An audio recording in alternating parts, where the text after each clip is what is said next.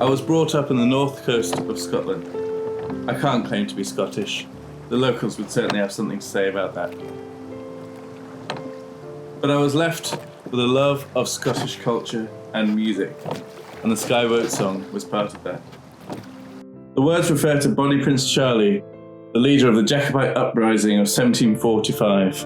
In 1746, the Jacobites were defeated on the Battle of Culloden, and Bonnie and Prince Charlie ran from the battlefield and was taken by a rowboat over to Skye, dressed as an Irish maid, Betty Burke.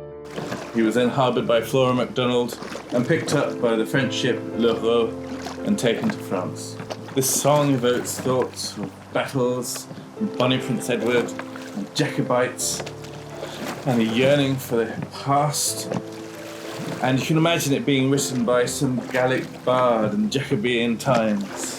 It was used as a theme for the series Outlander, a fantastic Scottish romp based in the Jacobean times, which I loved. You could see depictions of walking songs. These are songs where people gather around and walk the cloth, and it had other great historical allusions to Scotland. Outlander was based in 1743, just before the Jacobean uprising.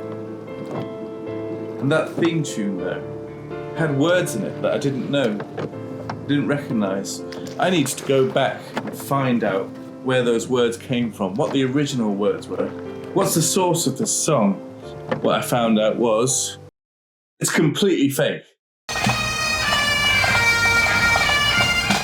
Annie Macleod was the daughter of a local clergyman, a very important man called Norman Macleod. And it's said that in her 20s, in the 1870s, she was being rowed across the Lake Kursk. The name of the lake is Cauldron of Waters. And while she was being rowed across, the rowers sang an Iram, or rowing song. And that is said to be, although you can't confirm it, Cuckoo in the Grove. I'm not going to try and pronounce its Gaelic name, but here it is. Annie was a keen musician, and when she got back, she sat down and she tried to remember fragments, and she wrote them down and sort of put them together, sort of composing as she went along, sort of remembering. And then she met with a businessman at Rochford House in Inverness called Sir Edward Bolton, 2nd Baronet of Coppet Hall. Sir Bolton then wrote all the lyrics, and they published it in a series called Songs of the North in 1884. You heard me right. The lyrics to the Skye Boat song, one of the most well-known Scottish tunes in history, were about as Scottish as King Charles's arse. And the tune itself was not an old Gaelic folk song, but the half-remembered, half-composed scribblings of a very well-to-do, albeit admittedly Scottish, lady. And they did it for profit. They published it in this book. There's nothing to say this actually happened. There's no connection to folklore here at all. The song, which was written more than 100 years after the defeat of the Jacobites at Culloden battlefield, became an instant hit and has enjoyed popularity ever since, especially in the 1950s with the Scottish folk revival.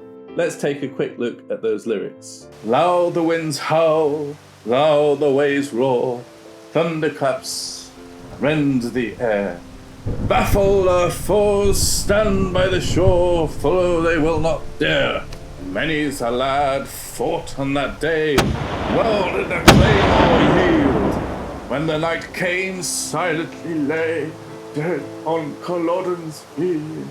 Plunder their homes, exile and death, scatter the loyal men. Yet ere the sword cool in the sheath, Charlie will come again. It's, let's be fair, sentimental drivel. In 1892, the Scottish poet and novelist Robert Louis Stevenson, on realising how brash and stupid these lyrics were, wrote some alternate lyrics that focused on the lilting and lullaby-like nature of the tune. And it's this version that you can hear altered on the Outlander soundtrack. Sing me a song of a lad that's gone. Say, could that lad be I? Merry of soul, he sailed in the day over the sea to Skye. Give me again all that was there. Give me that sun that shone.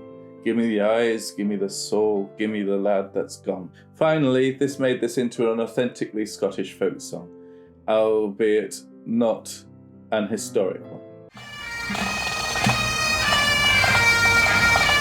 Now for a bit of contrast, let's pay homage to the song Cuckoo in the Grove.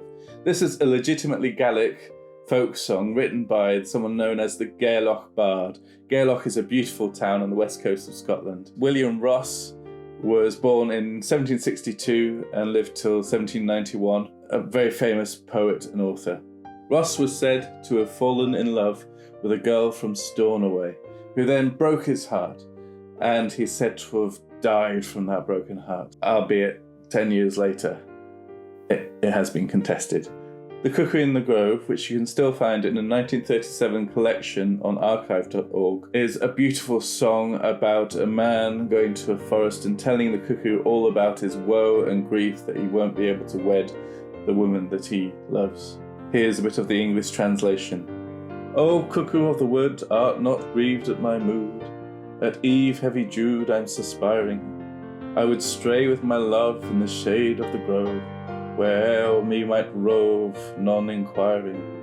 I would face the wind's breath on the hill of the heath, my bed in the teeth of distresses.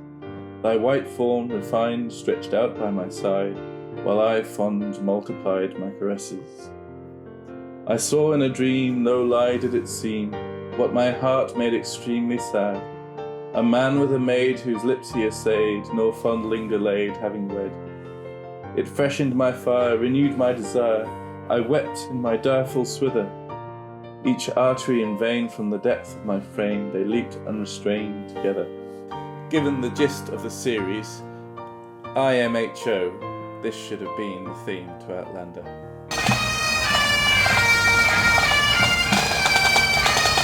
Regarding the Skye Boat song, the version that's truly well known is the chorus with Harry Belford's words, "Speed bunny boat, like a bird on the wing, over the sea to Skye." And the rest is pretty much blah blah blah blah blah blah to everyone else. I started this journey trying to find the words to the original song, or maybe the Gaelic song on which it's based, and I found myself surprisingly duped. The song is so sentimental and not at all an original Scottish folk song. It feels somehow artificial, fake, like a glamorised version of the past. But all that said, does it matter truly? That song has now become an important part of Scottish heritage. It's a song that everyone knows, and it does promote Scottish values and history. The fact that Robert Louis Stevenson bothered to rewrite the lyrics shows that there's something for Scottish people to grasp onto in terms of culture. And while 1884 isn't pre-Jacobean, it is now 150 years ago, and it's become inured in the culture. So what do you think? Was this cultural appropriation by an English bastard? Or is there enough of a grain of Scottishness in there to make it an important Scottish folk song?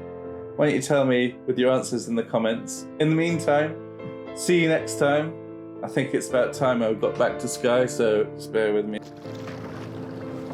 Bye! See you next time! Be careful out on those waves, choppy. Very busy. A lot of speedboats. Speed bonny boats, that is.